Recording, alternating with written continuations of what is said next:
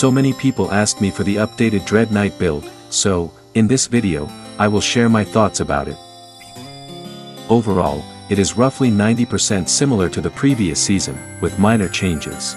If you don't understand the build, please watch my other complete explanation about Dreadknight. This is my Dreadknight after becoming a permanent character. The intelligence and dexterity stats are becoming much lower than before due to the Valkyrie stats buff resetting. With the arrival of the Idolan system, we can now pick two different paths, changing the Archwizard ring into red rings from the Trial of Ember. Or, keep using the Archwizard ring and armor then use Mask of Sorcery for extra dark damage. Personally, I would prefer the second one. It is because there are some problems regarding the two red rings for Dreadknight, but I will make a separate video to elaborate further. Now, let's talk about the Fatebound set.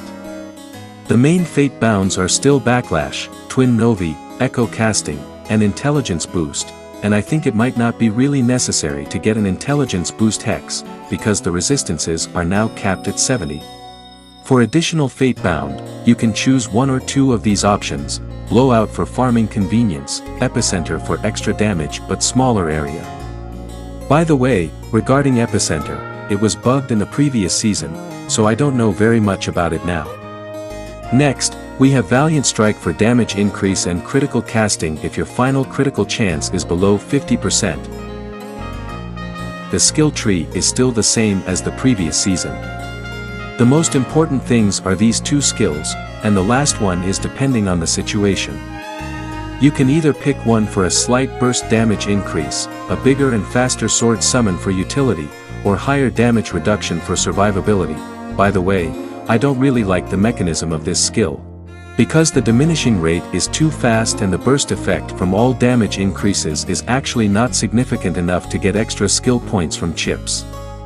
But don't worry if you already upgraded the chips for this skill, as it is still useful somehow.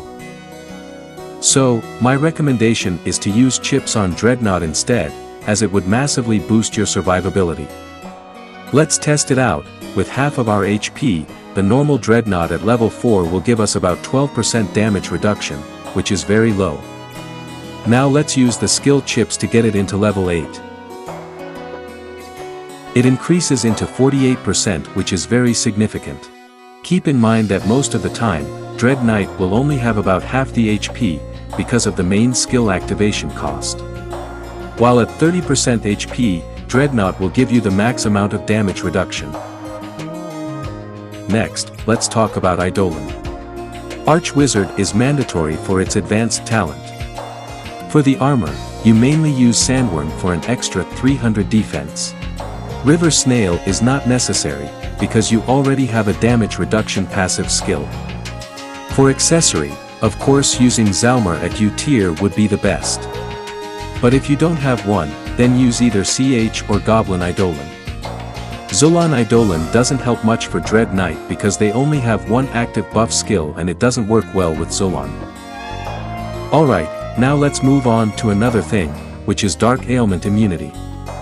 Actually, you don't need this modifier at all if you use Banatter Sword, because the Dark Whisper's skill will transfer the ailment into your enemies.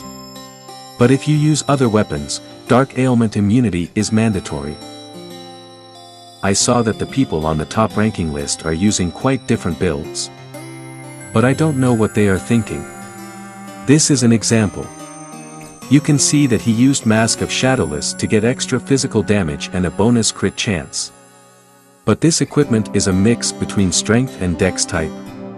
He is wasting a whopping 300 base intelligence. So, please don't blindly follow other people and have your own judgment. And, that's all for the updated guide. I won't talk about the rest because I already made so many videos about this class. Don't forget to like, comment, and subscribe for free spicy contents. See you next time.